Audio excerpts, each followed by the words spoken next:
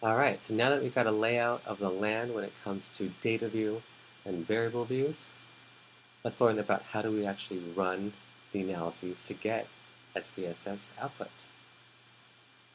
So some of the things you're going to learn about are creating a table that contains measures of central tendency and dispersion. This is something that you saw in the midterm.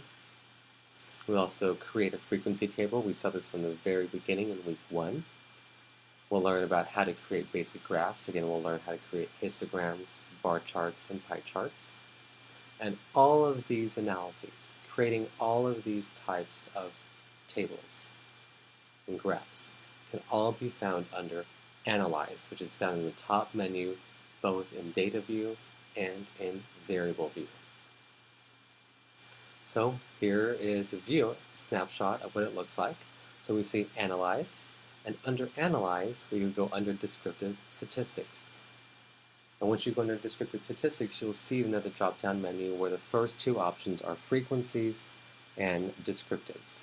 First thing we'll talk about is looking at descriptives, your second option. And so when you click on descriptives, this is what should pop up. You'll get another dialog window, dialog box, and you have on your left side all your variables that you have. You see we have age and years, years spent in school, male or female, belief in aliens. And we see we have a little symbol for each of the variables. We have a little ruler, which is going to indicate scale, and then we have three little balloons that's indicating nominal. And so what you want to do is you want to select whatever variables that you want to include in your descriptive statistics tables and highlight them, and then click on this arrow to move it into the other box. And you can select two or more variables by holding down Control if you have a PC, or by holding down Command if you have a Mac, and then just clicking on the multiple variables. If you hold down Shift, it'll do a range of variables. So whenever you've selected whatever variables you want to include in your table, you go ahead and click on the arrow, and then it'll bring everything over under variables, and then you want to click on options. Once you've clicked on options, this other box comes up, and you'll notice we have a variety of options that we can choose. We can choose the mean, we can choose measures of dispersion, standard deviation, the variance, the range, minimum, maximum, and standard error of the mean. Hey, and we're learning about that, Chapter 7. We can also do measures of distribution, so kurtosis and skewness to give us our statistics. And so whenever you decided what types of descriptive statistics you want to report, we then just go ahead and click on Continue, and then move on. And so you notice what you can and what you cannot choose. Can we select the median, or the mode, or the interquartile range, which would require quartiles and percentiles? We don't have any of those options, right? So note what you can and cannot choose when you go under descriptives. Okay, now you choose on Continue, and once you've clicked on Continue and OK, and you've ran your analysis, this is what you get. It'll open up, SPSS will open up a brand new window, which is called the Output window. And if you look at the top of the window, you'll see it says Output. Depending on how many windows you may have or how many times you've been working on a project, Output window will have different numbers. And you can always just save these under different names, just like you would saving a different file. So let's take a look at the output window and what you have here. We have two main areas. On the left, we have the navigation. This pretty much breaks down your output and however analyses you have. It breaks it all down so you can look at it in terms of a trail and breaking it down so you can make it easier to see or make it more condensed or expanding it. Really, this bigger window is your output itself, and this is where you're going to find your syntax and your descriptive statistics and all your output itself.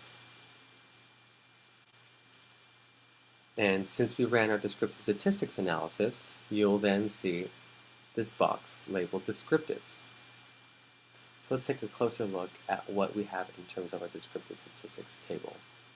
So we have age and years, years spent in school, male or female, belief in aliens. So we see we have all of our variables here. And these are the labels for the variables. We have our sample size. We see we have 10 individuals, number of participants, total sample size, minimum, maximum, and then we have our mean and we have our standard deviation for each one of those. And so we've seen these before, right?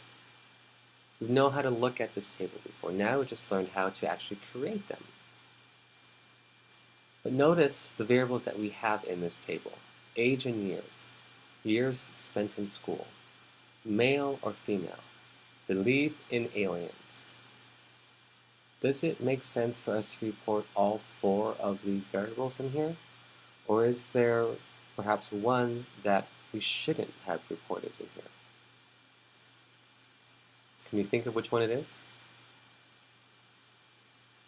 Male or female?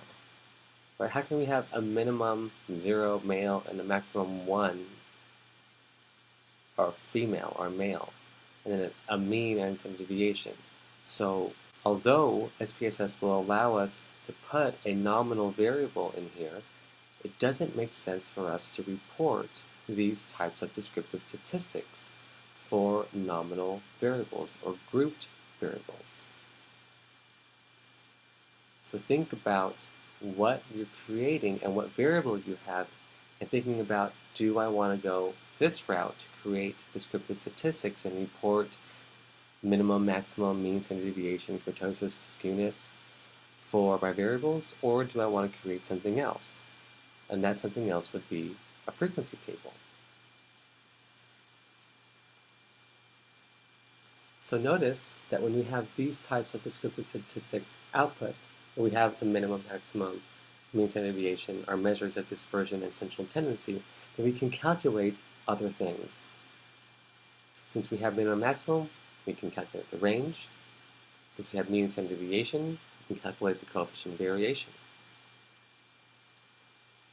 So we can get more and extract more and do more than what the table is actually giving us. You just have to think about what's given to you and what can I do with it.